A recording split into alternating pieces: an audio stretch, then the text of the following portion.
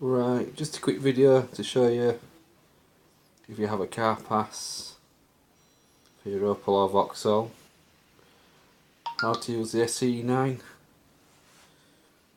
to get your bit in. So,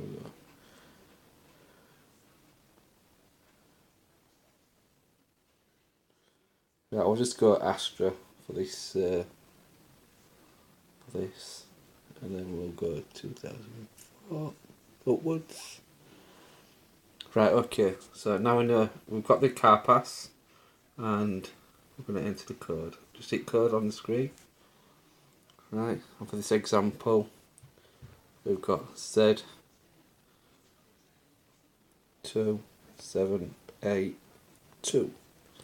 Right, then we'll hit search and there's a bit in on the right, so you can see the bit in for your key. If we go down to OK, and there you go. Okay, so that's how you do it if you've got the car pass. Thanks for watching.